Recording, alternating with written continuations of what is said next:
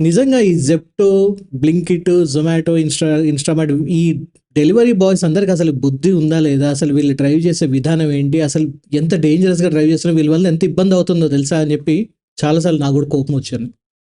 కానీ ఒక్కసారి కూర్చొని ఆలోచిస్తే దాని వెనకున్న అసలు కారణం తెలవగానే నిజంగా చాలా బాధ అనిపించింది. నమస్తే, మీరు చూసిన స్క్వేర్ టాక్స్. నేను పవన్ కృష్ణ. స్టార్టింగ్ నేను ఒక నెగెటివ్ మాట మాట్లాడేసరికి చాలామంది అరే ఏంటి డెలివరీ బాయ్స్ని ఇలా తిడుతున్నారని కొంతమంది అనుకుంటే, కొంతమంది నిజంగానే అవును వీళ్ళు ఇలానే వెళ్తారు అని చెప్పి అనుకుంటూ ఉంటారు కదా. కానీ దాని వెనకున్న అసలు రీజన్ తెలుసుకున్న తర్వాత నిజంగా ఒకంత షాక్‌కి గురయ్యాను నేనే. అంటే మన ఇండియాలో డెలివరీ బాయ్స్ ఎవరైతే ఈ టూ వీలర్స్ మీద హైవేలో మనకి రోడ్ల మీద కనబడిస్తూ ఉంటారో, వాళ్ళు ఇలాంటి ఒక పాథటిక్ లైఫ్ ఇంత కష్టాల మధ్యలో, లేకపోతే వాళ్ళు ఇంత స్ట్రెస్‌ఫుల్ జీవితాల మధ్యలో వాళ్ళ జీవితాన్ని ఎలా నడిపిస్తున్నార్రా బాబు అని చెప్పి ఎవ్వరికైనా అనిపిస్తుంది. మనందరం ఇప్పుడు చూస్తూనే ఉన్నాం. ఏదైనా ఏ ఏ వస్తువు కావాలన్నా, లేకపోతే ఇంట్లో ఒక ట్యాప్ పాడైనా, వాషింగ్ మిషన్ పాడైనా, ఆకలి వేసినా, వస్తువులు ఖతమైనా, ఏమైనా గూడా చిటికేయగానే ఒక యాప్‌లో మనకి అన్నీ వచ్చేస్తూ ఉంటాయి. ఆ యాప్‌లో మనం ఆర్డర్ చేసినవన్నీ గూడా మన ఇంటికి తీసుకొచ్చి ఇస్తారు ఈ డెలివరీ బాయ్స్. అంటే ఇంతకుముందు మనకి స్టార్టింగ్ మన ఓలా, ఊబర్ అని ఇలాగా ట్రావెలింగ్ పార్ట్నర్స్ లాగా వీళ్ళొచ్చారు. వీళ్ళ క్యాబ్స్ ఇవన్నీ నడిపించారు. దాని తర్వాత ఇదే ఐడియాలజీని తీసుకొని ఇన్‌స్టాంట్ వస్తువులన్నిటిని తీసుకొనొచ్చే ఒక ప్లాట్‌ఫార్మ్‌ని గూడా ఈ బ్లింకిట్ అని, లేకపోతే జెప్టో అని, లేకపోతే ఇన్‌స్టామార్ట్ అని ఇవన్నీ వచ్చేసాయి. నిజానికి ఇవన్నీ మనకి చాలా హెల్ప్‌ఫుల్ అవుతున్నాయి. ఇలా అనుకోగానే 10 నిమిషాల్లో మన ఇంటికి వస్తువులన్నీ వస్తూ ఉన్నాయి. మాక్స్ టు మాక్స్ ఎక్కువ అయితే ఒక 20, 25 నిమిషాలు పడుతుందంతే. ఈ లోపల మన ఇంటికి మన వస్తువులు వచ్చేస్తున్నాయి. ఇది నిజంగా మన రెగ్యులర్ నీడ్స్‌ని చాలా ఈజీ చేసింది. మన ఊరికే బయటికెళ్ళాల్సిన అవసరం లేకుండా ఇంట్లో ఏసీలో కూర్చొని మనం అనుకున్నది అనుకున్న వెంటనే మన ఇంటి ముందుకు మన ముందు ఒక జీనీలాగా తీసుకొచ్చి పెడతారు మన డెలివరీ బాయ్స్ సోదరులు వీళ్ళంతా. కానీ వీళ్ళ మీద ఉన్న ప్రెషర్ గురించి ఒకసారి ఆలోచించినా, లేకపోతే వాళ్ళ మీద ఉన్న ప్రెషర్ ఎలా ఉంటుంది? వాళ్ళు ఎలాంటి జీవితాన్ని నడుపుతున్నారనేది వాటి మీద వచ్చిన సర్వేలను చూసినా షాక్ అయిపోవాల్సొస్తుంది. దానికన్నా ముందుగా ఒక చిన్న కాలిక్యులేషన్ చెప్పుకోవాలి. 2020లో $115 బిలియన్ బిజినెస్ చేసింది ఈ ఆన్‌లైన్ డెలివరీ ప్లాట్‌ఫార్మ్స్. అదే ఈ 2025కి $223 బిలియన్ బిజినెస్ చేసింది. మామూలు విషయం గాదు. అండ్ మన దేశవ్యాప్తంగా 2020, 2021 గణాంకాలు చూసుకుంటే నీతి ఆయోగ్ ప్రకారం 7.7 మిలియన్ గిగ్ వర్కర్స్ అంటే ఈ డెలివరీ పార్ట్నర్స్, ఈ డెలివరీ డ్రైవర్స్ ఎవరైతే ఉన్నారో డెలివరీ బాయ్స్ 7.7 మిలియన్‌లుగా ఉంటే, ఇదే 2029, 2030 సంవత్సరం నాటికి 23.5 మిలియన్ల మంది మన భారతదేశం మొత్తం దీని మీద, అంటే మన భారతదేశంలో 3.5 మిలియన్ల మంది దీంట్లో వర్క్ చేయడానికి ఉండే అవకాశాలు ఉన్నాయని చెప్పి నీతి ఆయోగ్ కూడా చెప్తుంది. అంటే ఇన్ని మిలియన్ల మంది పనిచేస్తున్నారు. మరి నిజంగానే వాళ్ళని ఒక ఎంప్లాయీస్‌గా గుర్తిస్తుందా ఈ ఆన్‌లైన్ ప్లాట్‌ఫార్మ్స్, లేకపోతే ఈ డెలివరీ ప్లాట్‌ఫార్మ్స్ ఇవన్నీ వాళ్ళని ఒక ఎంప్లాయీగా, ఒక వర్కర్‌గా గుర్తిస్తుందా అంటే లేదు. వాళ్ళని వర్కర్‌గా గుర్తించట్లేదు. వాళ్ళని డెలివరీ పార్ట్నర్స్‌గా గుర్తిస్తుంది.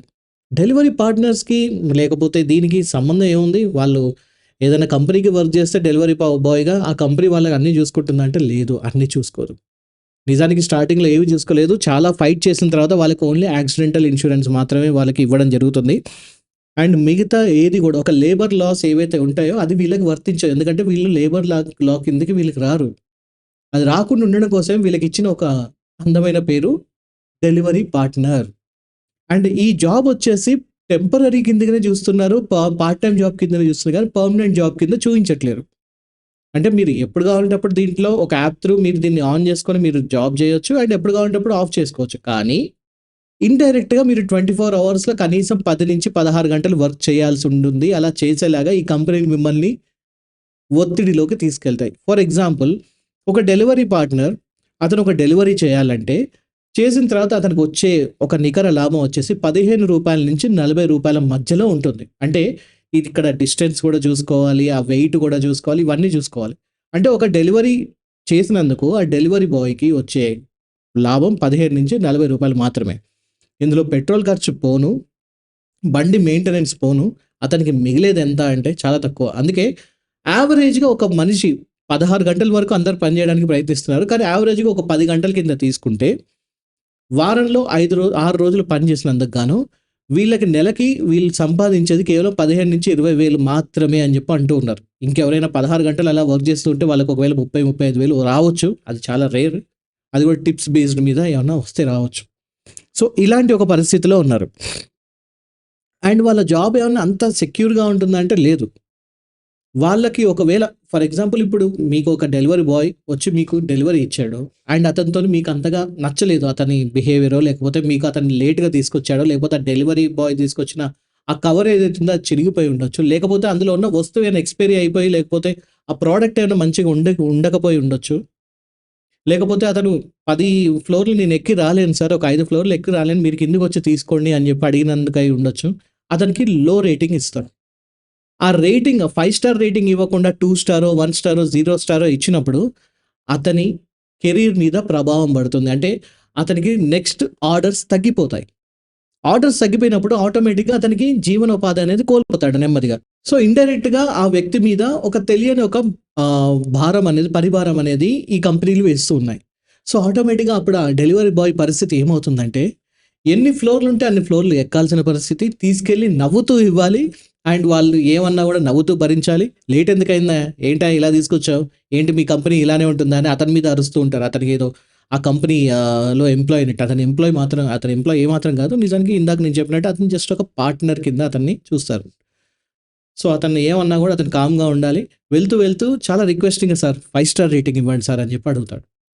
ఇస్తానులే అని చాలామంది అనుకుంటారు. కొంతమంది ఇస్తారు. కొంతమంది ఏంటి ఇచ్చేది? నాకిది నచ్చలేదు. నేను 4 స్టారే ఇస్తాను. లేకపోతే లేట్ అయింది అని చెప్పేసి స్టార్స్ తగ్గిస్తూ ఉంటారు.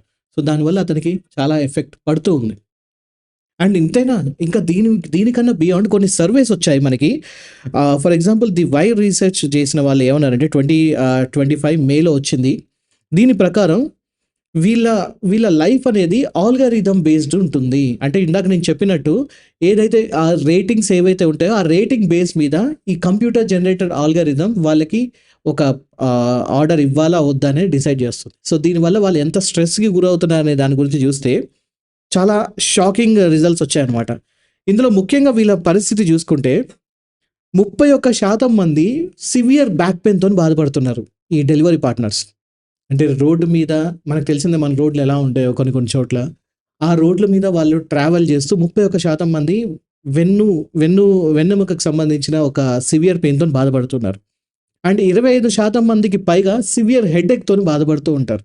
ఎందుకంటే ఆబ్వియస్‌లీ విపరీతమైన పొల్యూషన్ అండ్ ఆ రణధన పనుల మధ్య వాళ్ళు డ్రైవ్ చేస్తూ ఉండాలి అనే విపరీతమైన ఆలోచనలు, త్వరగా రీచ్ అవ్వాలన్న ఒక స్ట్రెస్ ఇదేదైతే ఉంటుందో అది వాళ్ళ మీద ఎక్కువ ప్రభావం చూపిస్తూ ఉంటుంది. అండ్ 21% వాళ్ళకి ఐ రిలేటెడ్ ర్యాషెస్ గాని, లేకపోతే ఇష్యూస్ గాని వస్తూ ఉన్నాయి. మనకు తెలిసిందే పొల్యూషన్‌లో ఎక్కువ శాతం మనం తిరగడం వల్ల, ఆ వేడి, ఆ పొల్యూషన్, ఆ గాలి వీటన్నిటి వల్ల కళ్ళకి చాలా ఇబ్బంది అవుతూ ఉంది అని చెప్పి వాళ్ళు బాధపడుతూ ఉన్నారు. అండ్ 89.2% మంది సివియర్ ప్రెషర్ ఇంకా స్ట్రెస్‌కి లోనవుతూ ఉన్నారు. అండ్ వీళ్ళలో ఎక్కువ శాతం యాంగ్జైటీకి లోనవుతూ ఉన్నారు. ఈ యాంగ్జైటీ అటాక్స్ ఇవన్నీ రావడానికి ముఖ్యమైన రీజన్ ఏంటంటే 14-16 గంటల వరకు వీళ్ళు డైలీ వర్క్ చేయడం. అండ్ ఆల్గారిథమ్ బేస్డ్ ఉండేసరికి వాళ్ళ రేటింగ్స్ ఎలా ఉంటాయో అని భయపడుతూ ఉండడం. ఒకవేళ అనుకోకుండా వాళ్ళ ఐడీ బ్లాక్ అయిపోతే, ఈ ఐడీ ఎందుకు బ్లాక్ అయిందో వాళ్ళకి సరైన విధంగా వాళ్ళకి ఇన్ఫర్మేషన్ వెళ్ళకపోవడం. ఏమనంటే గైడ్‌లైన్స్ మీరు ఉల్లంఘించారు అని చెప్పి అంటారు. ఆ గైడ్‌లైన్స్ ఏం ఉల్లంఘించారు ఏంటో చెప్పండి అంటే వాళ్ళకి చెప్పడం అర్థం కాదు. వీళ్ళకి వినడం అర్థం కాదు. ఈ మధ్యలో వీళ్ళు ఒక 4, 5 రోజులు లేదా ఒక వారం రోజుల పాటు ఉపాధి కోల్పోతారు. దానికి సంబంధించి వీళ్ళు ఒక ఎక్స్‌ప్లనేషన్ ఇవ్వాల్సి ఉంటుంది. దాని తర్వాత మళ్ళీ ఐడీ రియాక్టివేట్ అవుతుంది. అండ్ మోర్ ఓవర్ ఇప్పుడు ఏదైతే వాళ్ళు ఫర్ ఎగ్జాంపుల్ మనకి ఇప్పుడు 10 మినిట్స్‌లో మనకి ఏదైతే మనకి ఇంటికి వచ్చే సామాన్లు ఏవైతే ఉన్నాయో మీరు జెప్టోనే తీసుకోండి, బ్లింకిట్ తీసుకోండి, ఇన్‌స్టామార్ట్ తీసుకోండి, ఇంకా వేరే ఏదైనా తీసుకోండి బిగ్ బాస్కెట్ లాంటిది. వాళ్ళకి ఆర్డర్ వచ్చిన వెంటనే అతను బండి అంటే వేర్ హౌస్ ముందే ఉంటాడు. వెంటనే అతను పరిగెత్తుకుంటూ లోపలికెళ్ళాలి. నడుచుకుంటూ వెళ్ళడానికి ఉండదు. పరిగెత్తుకుంటూ లోపలికెళ్ళాలి. ఒక 2 నిమిషాల్లో మాత్రమే అతను ఈ లోపలే ఆ వస్తువులన్నీ పికప్ చేసుకొని బ్యాగ్‌లో వేసుకొని రావాలని ఒక రూల్ కూడా ఉంటుంది. టక మొత్తం ఎన్ని వస్తువులుంటే అవన్నీ బ్యాగ్‌లో వేసుకోవాలి. వెంటనే అక్కడి నుంచి చెకౌట్ చేసి బండి తీసుకొని మన ఇంటికి ఎంత దూరం అయితే ఉంటుందో ఇంత సేపట్లో గూగుల్ మ్యాప్ చూపిస్తుంది. నువ్వు ఇంత సేపట్లో వెళ్ళాలి. సో, అక్కడి నుంచి ఇక్కడికి రావడానికి ఒకవేళ 8 నిమిషాలు చూపిస్తే 8 నిమిషాల్లో అతను మన ఇంటికి చేరుకోవాల్సిందే. అది 3 కిలోమీటర్లు ఉండనివ్వండి, 4 కిలోమీటర్లు ఉండనివ్వండి. అతను వచ్చే క్రమంలో ఎక్కడైనా రోడ్ బ్లాకేజ్ ఉండొచ్చు. మనకు తెలిసిందే ఎక్కడ పడితే అక్కడ సడెన్‌గా ఈ మున్సిపాలిటీ వాళ్ళు ఏదో ఒక రోడ్ బ్లాకేజ్ పెడుతూ ఉంటారు. లేకపోతే అక్కడ ఏదో పనులు జరుగుతూ ఉంటాయి. అతను మళ్ళీ వేరే రూట్ తీసుకొని రావాల్సి ఉంటుంది. ఇన్ని కష్టాలు పడి అతనికి ఉండే టెన్షను, ప్రెషరు మామూలుగా ఉండదు. సో, ఈ మధ్యలోనే ఎక్కువ యాక్సిడెంట్ జరగడానికి ఆస్కారాలు జరుగుతున్నాయి. ఆబ్వియస్‌లీ ప్రెషర్ పెరుగుతుంది. వెనక టైమ్ బాంబ్ లాగా టైం టిక్ టిక్ టిక్ అంటూ ఉన్నప్పుడు ఆటోమేటిక్‌గా ఏమవుతుంది మనకు ఫర్ ఎగ్జాంపుల్ మార్నింగ్ మనం ఆఫీస్‌కి వెళ్ళేటప్పుడు ఇంకొక 10 నిమిషాల్లో వెళ్లి నేను చెక్ ఇన్ చేయాలి. ఆఫీస్‌లో నేను నా థంబ్ ఇంప్రెషన్ పెట్టాలి. లేకపోతే బయోమెట్రిక్ పెట్టకపోతే నాకు సగం జీతం పోతుందన్న భయం ఉన్నప్పుడు ఒక మనిషి ఎలా ర్యాష్‌గా డ్రైవ్ చేస్తాడు తెలియకుండానే? అతని ఉద్దేశ్యం వేరే వాళ్ళని ఇబ్బంది పెట్టాలని కాదు. అతను మాత్రం ఆఫీస్‌కి వెళ్ళాలన్న ఉద్దేశ్యంతోనే వెళ్తారు. మనందరం ఎలా అయితే ఉంటామో అలాంటి పరిస్థితి రోజులో కనీసం 10, 15 సార్లు ఈ డెలివరీ బాయ్స్ ఇలాంటి పరిస్థితిని వాళ్ళు రోజు దాటుకొని వెళ్ళాల్సి ఉంటుంది. ఇలాంటి పరిస్థితుల్లోనే తెలుసో తెలియకో మన కారుకో, మన బండికో వాళ్ళు సడెన్‌గా ఒక కట్ ఇచ్చి వెళ్తూ ఉంటారు. అది వాళ్ళ నిజం చెప్పాలంటే వాళ్ళ వాళ్ళ వాళ్ళ పొట్టకూటి కోసం వాళ్ళు అనుకోకుండా అనుకోకుండా చేస్తున్న ఒక ర్యాష్ డ్రైవింగే గాని కావాలని చేసే వాళ్ళ శాతం చాలా తక్కువుంటుంది. 90% తప్పక డ్రైవ్ చేసిన వాళ్ళు ఒక 10% ఉంటారులెండి. అటు ఇటు కావాలని డ్రైవ్ చేసేవాళ్ళు. వాళ్ళని మనం ఇందులో ఎక్స్‌క్లూడ్ చేయొచ్చు. కానీ ఈ పరిస్థితి అనేది వీటి కారణాలు అనేది కూడా వీళ్ళనుకున్న కారణాలనేది కూడా ఇలాంటి ఒక విపరీతమైన పని ఒత్తిడి, పని భారం వల్ల. అండ్ వీళ్ళకి ఎటువంటి ఆఫర్ లెటర్ ఉండదు. కాబట్టి వీళ్ళని ఎప్పుడు కావాలంటే అప్పుడు పనిలోకి తీసుకోవచ్చు. ఎప్పుడు కావాలంటే అప్పుడు పనిలోంచి తీసివేయొచ్చు. ఎందుకంటే ఎంతమంది కావాలంటే అంతమంది వీళ్ళకి ఆల్రెడీ వస్తూ ఉన్నారు. ఇందులో ఎక్కువ మంది స్టూడెంట్సే కానివ్వండి, లేకపోతే ఆర్థికంగా వెనకబడిన వాళ్ళు కానివ్వండి, లేకపోతే పార్ట్ టైమ్‌గా ఏదో జాబ్ చేయాలనుకునే వాళ్ళు కానివ్వండి, లేకపోతే దీన్ని ఫుల్ టైమ్‌గా చేసుకోవాలనుకునే వాళ్ళు చాలామంది ఇలాగా వర్క్ చేస్తూ ఉన్నారు. అండ్ వీళ్ళకి సంబంధించిన కొన్ని చేదు అనుభవాల గురించి చెప్తే నిజంగా చాలా బాధ అనిపించింది నాకు కూడా. అది మీరు కూడా ఒకసారి అర్థం చేసుకోవాల్సిన పరిస్థితి ఉంటుంది. ఫర్ ఎగ్జాంపుల్ ఇప్పుడు అర్బన్ క్లాప్ అని ఒకటి ఉంది. దాంట్లో మీరు బ్యూటీ సర్వీస్ కావాలంటే బ్యూటీ సర్వీస్ ఉంటుంది. ఇంటికొచ్చి మీ ఫర్ ఎగ్జాంపుల్ ఫేషియల్ కావాలంటే ఫేషియల్ చేస్తారు. హెయిర్ కట్ కావాలంటే హెయిర్ కట్ చేస్తారు. బాడీ మసాజ్ కావాలంటే బాడీ మసాజ్ చేస్తారు.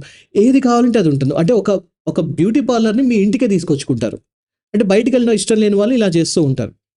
సో, ఇలాంటి వాళ్ళకి హెరాస్మెంట్ గూడా అయింది. చాలామంది ఆ హెరాస్మెంట్ భరించిన వాళ్ళు గూడా ఉన్నారు. వాళ్ళు చాలామంది వాళ్ళ ఒరిజినల్‌గా వాళ్ళకి జరిగిన ఎక్స్‌పీరియన్స్‌ని వాళ్ళు చెప్పుకున్నారు. ఫర్ ఎగ్జాంపుల్ ఢిల్లీలో సీమా శర్మ అని ఒక ఆవిడున్నారు. అర్బన్ క్లాప్ త్రూ ఆవిడ ఒక బ్యూటీ సర్వీస్ ఇవ్వడం కోసం ఒకరింటికెళ్లారు. వాళ్ళ ఇంటికెళ్ళి ఫేషియల్ అవి ఇవి చేశారు. అయితే వాళ్ళ ఇంట్లో తను చాలా ఇన్‌సెక్యూర్‌కి లోనయ్యారు. అంటే ఎవరో అదే పనిగా చూడడం, ఎవరో అదే పనిగా తనతో మాట్లాడాలని ప్రయత్నించడం మగవాళ్ళు, లేకపోతే వాళ్ళ దగ్గరికి రావడం ఇలాంటివన్నీ చేయడానికి ప్రయత్నించారు. అండ్ అంతేకాకుండా తన నంబర్ తీసుకొని కాన్స్టెంట్‌గా తనకి కాల్ చేసి తనని వేధించడం మొదలుపెట్టారు. మరి ఈ పరిస్థితి జరుగుతుందని చెప్పి ఏదైతే అర్బన్ క్లాప్ త్రూ ఆవిడ ఎళ్ళిందో ఆ యాజమాన్యానికి ఆవిడ కంప్లెయింట్ చేయడం జరిగింది. కంప్లెయింట్ చేశాక మరి వాళ్ళేమైనా యాక్షన్ తీసుకున్నారంటే లేదు. సింపుల్‌గా బ్లాక్ చేసి ముందుకెళ్ళిపో అమ్మా అని చెప్పి అన్నారు.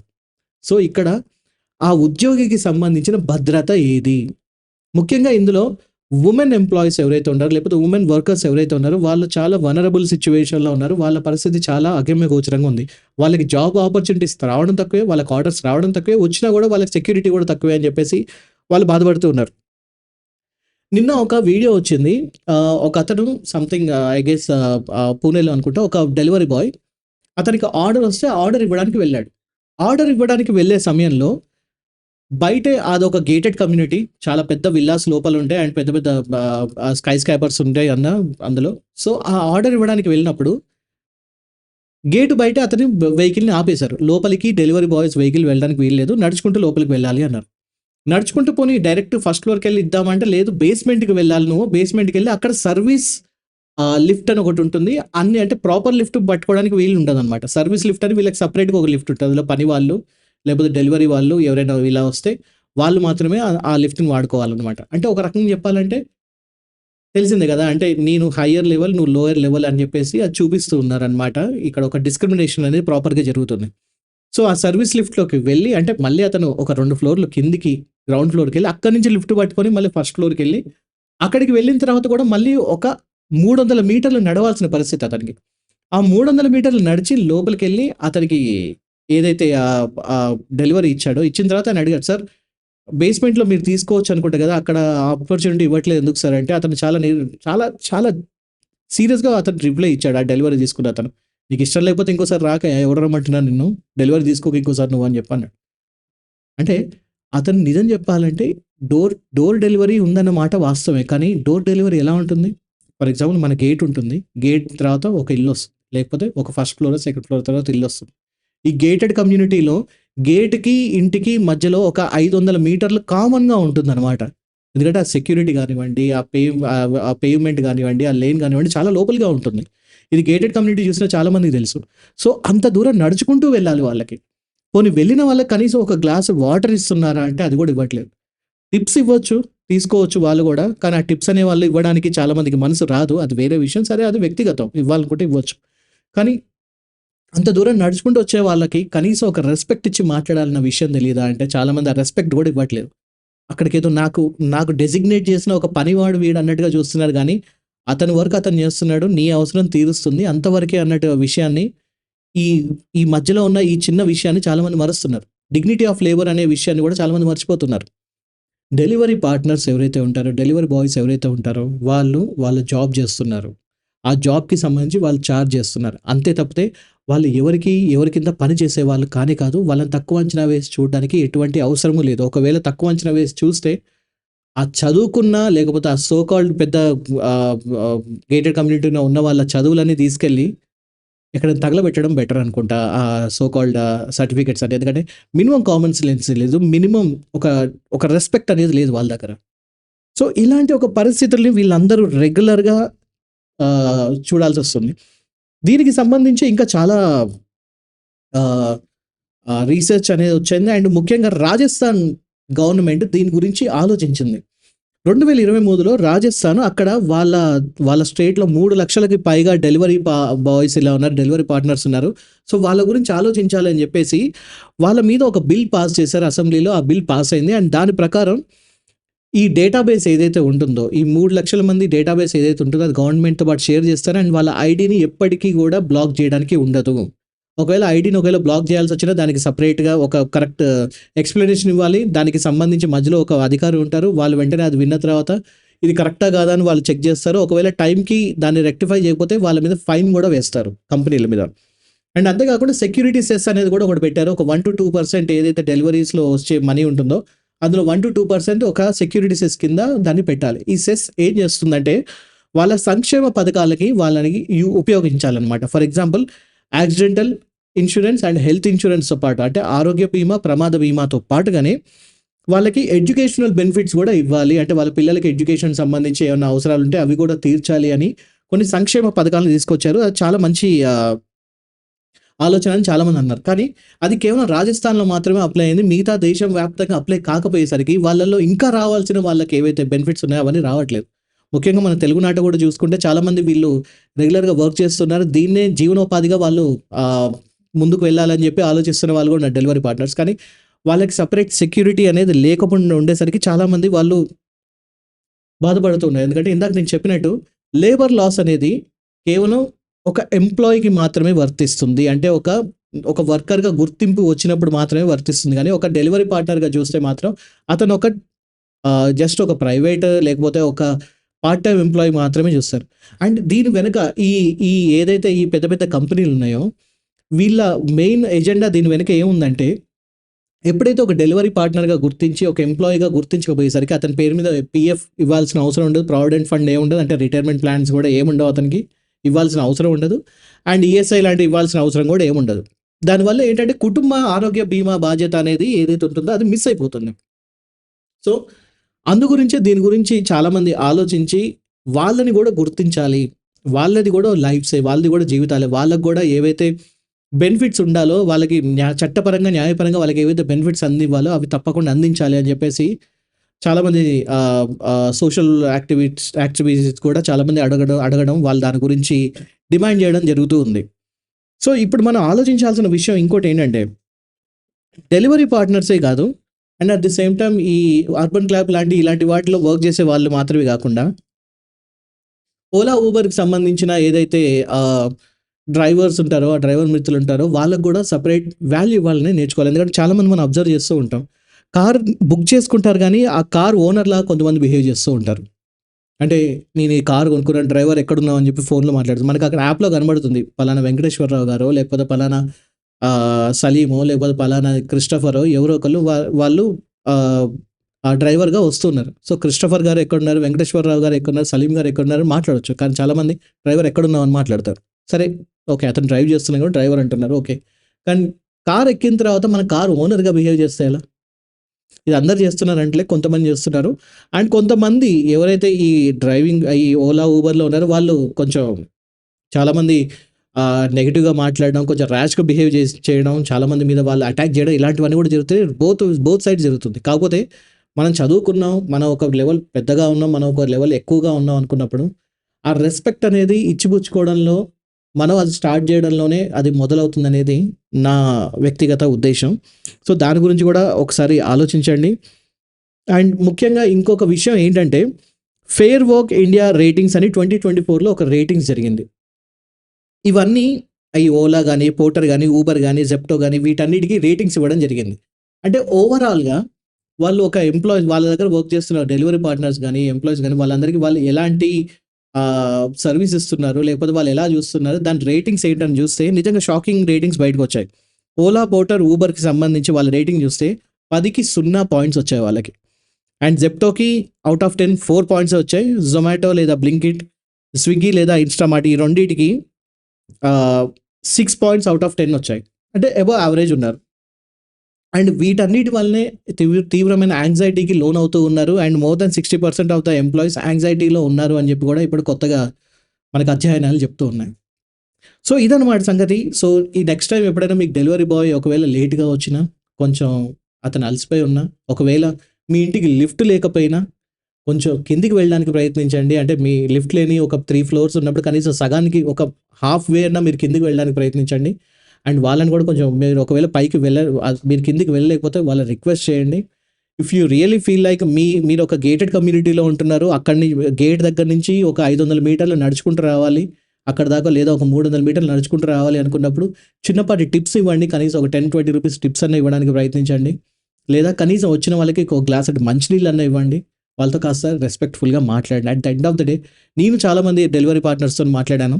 వాళ్ళతోని కాస్త నవ్వుతూ మాట్లాడితే వాళ్ళు చాలా హ్యాపీగా ఫీల్ అవుతారు. సో, వాళ్ళకి ఆ రెస్పెక్ట్ ఇవ్వండి. వాళ్ళని తక్కువగా చూడకండి. At the end of the day మనందరం ఎవరో ఒకళ్ళ కింద పనిచేసే వాళ్ళమే. మనందరం పని వాళ్ళమే. మనందరం ఎవరు మన యజమానులు గాదు. సో కాల్డ్ ఒక పెద్ద కంపెనీకి యజమాని అయిన అంబానీ గూడా మనందరికీ ఆన్సరబుల్. ఎందుకంటే మనం అతని కస్టమర్స్ గాబట్టి మన దగ్గర ఆయన కొంచెం జాగ్రత్తగా ఉంటారు. At the end of the day we all are customers to each other. అది గుర్తుపెట్టుకొని కొంచెం ఒకరికొకరు రెస్పెక్ట్ ఇచ్చుకుంటూ ముందుకెళ్ళడానికి ప్రయత్నిద్దాం. నేను ఈ వీడియో స్టార్టింగ్‌లో ఒకేసారి ఒక నెగెటివ్ నోట్‌తోని స్టార్ట్ చేయడానికి రీజన్ ఏంటంటే, నాలాగే చాలామంది స్టార్టింగ్‌లో నెగెటివ్‌గా ఆలోచిస్తూ ఉంటారు. చాలామంది తిట్టుకుంటూ ఉంటారు వీళ్ళని. కానీ దాని వెనకున్న కారణాలు ఏంటనేది ఒకసారి మనం ఆలోచించగలిగితే అండ్ వీటిని మనం మార్చగలిగితే చాలా వరకు ఒక బెటర్ సొసైటీని మనం క్రియేట్ చేసిన వాళ్ళం అవుతాం. అండ్ ముఖ్యంగా డెలివరీ అనేది 10 నిమిషాల్లోనే అవ్వాల్సిన అవసరం లేదు. ఒక 30 నిమిషాలైనా కూడా సరిపోతుంది. మనం సొంతంగా బయటికెళ్ళొచ్చినా కూడా అంతే టైం పడుతుంది కాబట్టి, ఈ డెలివరీ తప్పకుండా తొందరగానే అవ్వాలి అని చెప్పేసి భీష్మించి కూర్చోవాల్సిన అవసరం లేదు. ఇన్‌ఫాక్ట్ ఈ సో కాల్డ్ యాప్స్ ఏవైతే ఉన్నాయో, ఈ ఆన్‌లైన్ డెలివరీ ప్లాట్‌ఫార్మ్స్ ఏవైతే ఉన్నాయో, వాళ్ళు కూడా త్వరగా మారి, వాళ్ళ బిజినెస్‌ని పెంచుకోవడం కోసం ఈ డెలివరీ పార్ట్నర్స్ జీవితాల్ని, వాళ్ళ మానసిక పరిస్థితిని, వాళ్ళ మానసిక ఆరోగ్యాన్ని నాశనం చేయకుండా, ఒక ప్రాపర్ ఫెయిర్ బిజినెస్ చేయాలని చెప్పి కోరుకుంటున్నాను. Thank you so much for watching. నేను పవన్ కృష్ణ సైనింగ్ ఆఫ్.